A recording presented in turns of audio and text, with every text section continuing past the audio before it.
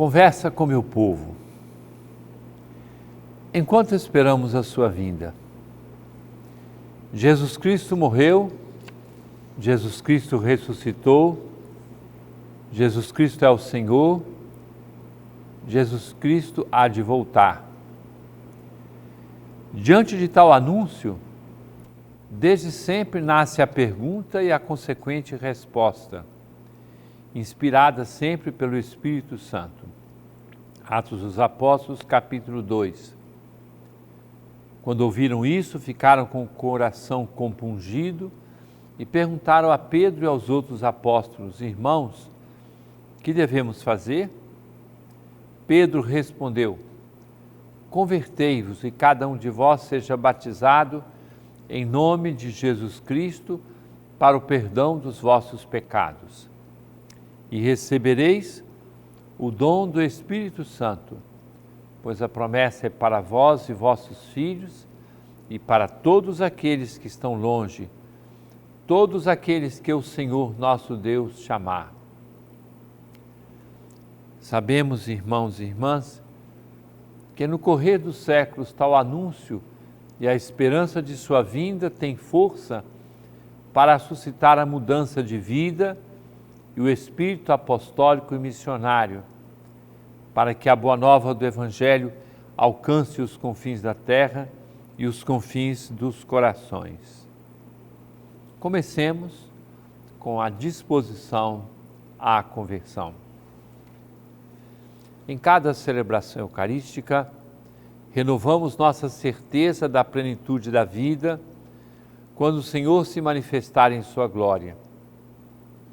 Aclamamos assim todas as vezes que comemos deste pão e bebemos deste cálice, anunciamos, Senhor, a vossa morte, enquanto esperamos a vossa vinda.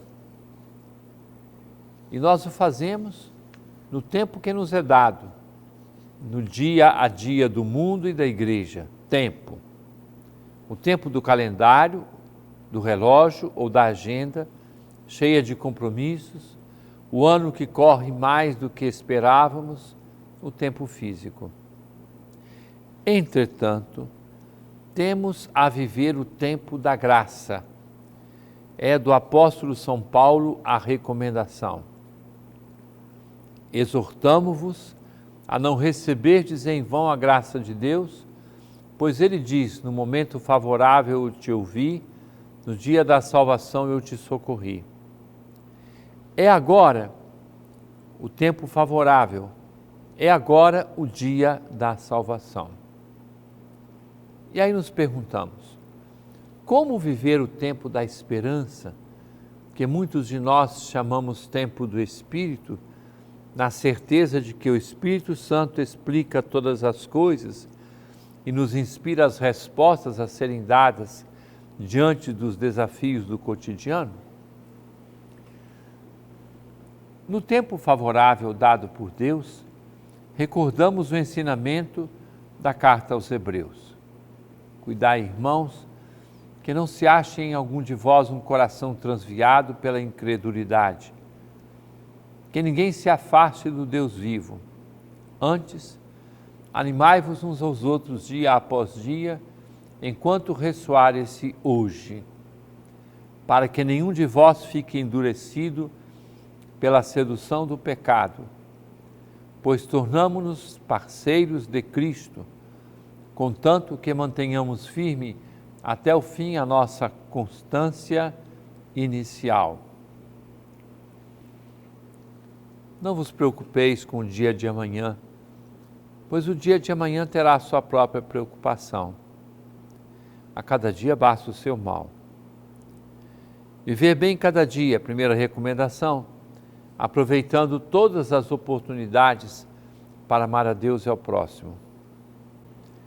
Para adquirir tamanha serenidade, faz-se necessário, e aqui outras propostas de vivência desse tempo de Deus: discernimento, capacidade de identificar como e quando será necessário falar ou agir.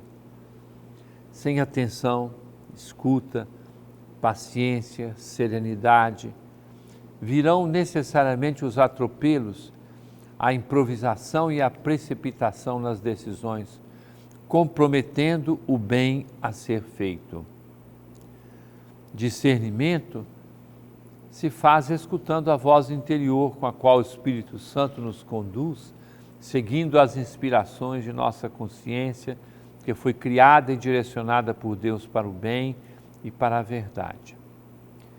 Discernimento se faz com a luz da Palavra de Deus, lida, rezada e vivida, com a qual ela orienta e corrige os rumos de nossas decisões. Discernimento acontece com a escuta de pessoas mais vividas e bem vividas nos caminhos do Evangelho, conselheiros e conselheiras, quando a presença de Jesus entre aqueles que se reúnem em seu nome ilumina os passos a serem dados. Há perguntas e dificuldades interiores a serem superadas. Guardar problemas sem buscar com sinceridade a orientação necessária significa criar cobra dentro de casa. Há algum tempo, o Papa recordou uma expressão muito conhecida que afirma ser melhor ficar com o rosto queimando ou vermelho de vergonha ao abrir o coração do que ficar amarelo o resto da vida. Coragem para pedir ajuda, para pedir socorro é fundamental em nosso caminho para a evangelização, para a felicidade e para a santidade. Na vida interior, no relacionamento com a família, os irmãos ou irmãs, na comunidade cristã, assim como no dia a dia de nossas atividades, aquelas atividades que correspondem à vocação ou situação de cada pessoa, enquanto esperamos a vinda do Senhor, no tempo que vai da Ascensão e o Pentecostes até o fim dos tempos, cabe-nos ainda enxergar mais o que é positivo do que colocar em relevo coisas negativas das pessoas e da vida. Há que se superar a maldade refinada de sempre acrescentar um porém, sem abraçar o que existe de bom nas outras pessoas. Apenas um exemplo pode ajudar. Quando o nosso olhar está carregado de julgamentos, exercitar o contrário, quer dizer, a lembrança de algo positivo da pessoa em questão, até porque ninguém é totalmente mau ou incompetente. A virtude da esperança, dada de presente no batismo, haverá de infundir em nós o sentido de nossa história pessoal e da história do mundo. Porque não temos aqui cidade permanente, mas estamos à procura da que está para vir. Se é só para esta vida que pusemos a nossa esperança em Cristo, somos, dentre todos os homens, os mais dignos de compaixão. Como em Adão todos morrem, assim em Cristo todos serão vivificados. Se afirmamos na profissão de fé que acreditamos na ressurreição da carne, na remissão dos pecados e na vida eterna, não nos é lícito deixar de pensar na eternidade. Estamos certos de que a plenitude está lá, junto de Deus, e um dia deveremos apresentar-nos diante do Senhor. Aguardamos sim a sua vinda, não reduzir nossa esperança a esta terra, saber que as dificuldades serão superadas. Um mundo novo vem mais de Deus do que de nossas próprias forças. Por isso aclamamos com a Igreja o mistério da fé, dizendo: anunciamos, Senhor, a vossa morte e proclamamos a vossa ressurreição. Vinde, Senhor Jesus. Caríssimo irmão, caríssima irmã, permaneça conosco. Daqui a pouco estamos de volta.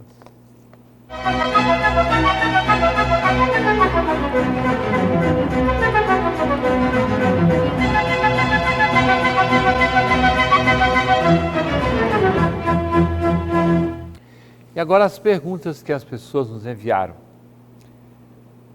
Juliana Serra, de Belém. Como entender o mistério da Santíssima Trindade, Pai, Filho e Espírito Santo? Bom, Juliana, as pessoas com muito costume dizem assim, é complicado como o mistério da Santíssima Trindade. Eu já respondi perguntas semelhantes a respeito disso em nosso programa e eu digo uma coisa muito simples, não tente entender aqui, na cabeça.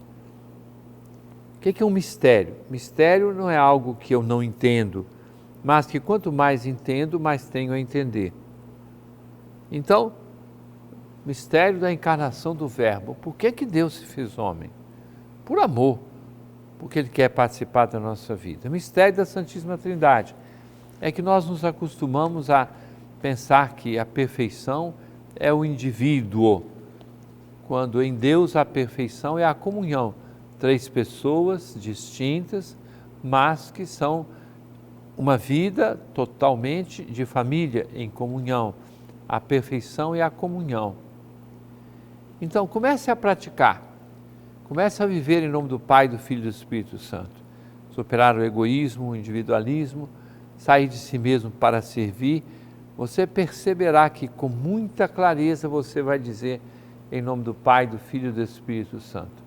Talvez você não explique com palavras, mas a sua vida vai mostrar que já está entendendo o mistério da Santíssima Trindade. Pergunta de Paulo Andrade. Qual a possibilidade do Senhor em seu programa fazer uma catequese sobre o que pode e não pode na celebração eucarística? Há uma carência muito grande sobre isso. Por exemplo, na fila da comunhão muitos se ajoelham para receber a Eucaristia. Isso pode acontecer? E a música profana? Bom, é claro, eu tenho feito através das perguntas.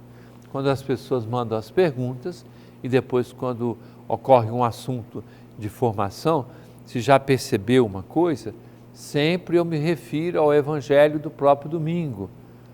Neste programa Conversa com Meu Povo, no dia a dia, no programa Palavra de Vida Eterna e no programa Voz do Pastor na rádio, eu vou transmitindo esses ensinamentos, mas só para ficar naquilo que foi perguntado. Muitas pessoas se ajoelham para receber a Eucaristia. Há uma norma da igreja que diz assim, é liberdade do fiel a sua forma de receber a comunhão. Pode receber ajoelhado, pode receber em pé, pode receber a comunhão na boca ou na própria mão, como a pessoa sentir que é adequado fazer, né? Então, alguns se ajoelham para receber a comunhão. Pode acontecer? Pode. A única coisa que eu sempre digo é quando alguém diz assim, eu vou me ajoelhar porque a posição de ajoelhar é mais respeitosa. Isso aqui não é verdade. Estar de pé é também respeito, né? Quando o Novo Testamento diz assim, ele se levantou, é posição de ressuscitado. Por isso eu posso comungar de pé ou ajoelhado, recebendo diretamente em minha boca a comunhão ou recebendo em minhas mãos. Isso aqui faz parte da legislação normal da igreja. Depois, você fez uma pergunta sobre música profana. Eu gostaria de dizer uma coisa que eu não tenho encontrado em lugar nenhum da Arquidiocese de Belém, o uso de música profana. Talvez, se você me mandar alguma indicação sobre tal música que aconteceu, talvez a gente poderia dar uma resposta. Mas eu celebro todos os dias em lugares diferentes e nunca encontro uma música que não seja música própria da igreja, utilizada nas celebrações eucarísticas. Pergunta de Cleidiane Soares. Por que os casais divorciados não podem receber a Eucaristia? Não é excluir fiéis? Veja só, vamos pensar bem uma coisa. Não é que a pessoa divorciada não possa comungar. Quando a pessoa assume uma nova união, segunda união, ela aprende que ela está numa situação irregular, não significa julgamento, condenação. Ela está numa situação irregular que não lhe permite fazer a comunhão eucarística, porque ela está numa outra opção que foi feita. Mas o fato de divorciar-se não impede que a pessoa comungue, só o fato de divorciar, não é? Agora, é bom dizer o seguinte, a igreja exclui? Não. Eu vou exagerar, né? De repente, eu vou assassinar uma pessoa. É pecado grave, contra os mandamentos. Então, eu vou ficar sem comungar por ter feito isso. Não é a igreja que me excluiu. Eu me excluí através do meu comportamento, do meu gesto, do meu modo de agir. Fui eu que me excluí. Então é bom a gente entender as coisas, que não é a igreja que exclui. Nós temos os princípios de vivência, segundo a Escritura, segundo o ensinamento da igreja. Então, aqui as pessoas vão dizer assim, eu fui excluído. Não, você mesmo que se excluiu por causa do seu jeito de agir, do seu comportamento. Então é bom a gente entender as coisas direitinho. Pergunta de Faustina Seabra, Belém. Alberto, o que é necessário para ser um diácono permanente? A pessoa tem que ser apresentada por uma paróquia. Não é assim, eu quero ser diácono. Não, eu tenho que ter uma história de participação na vida da igreja e a paróquia vai fazer o discernimento, então a pessoa vai ser apresentada pela paróquia. No segundo semestre nós vamos abrir mais uma turma de escola diaconal. Durante o ano que vem, eles terão que fazer o período chamado propedêutico, que é um resumo da doutrina cristã, uma verificação se realmente existe uma vocação. E depois, então, a pessoa fará os 4 anos de curso na escola diaconal, para então, sendo aprovado, ser eventualmente ordenado diácono. Graça Martins de Belém perguntou o que vai mudar nas celebrações com o novo missal. Veja só, eu digo isso com muita clareza, porque eu faço parte da comissão de tradução, então não vai haver nenhuma mudança substancial. O que acontece é acréscimo de celebrações de santos que foram beatificados, canonizados nos últimos anos, uma correção da própria tradução, mas a celebração da Santa Missa não vai mudar. É a mesma celebração eucarística, com alguns textos diferentes, com algumas aclamações, algumas coisas que contribuem para a nossa intensa participação na Eucaristia. Caríssimo irmão, caríssima irmã, desça sobre todos a bênção de Deus Todo-Poderoso, Pai, Filho e Espírito Santo, e permaneça para sempre. Amém.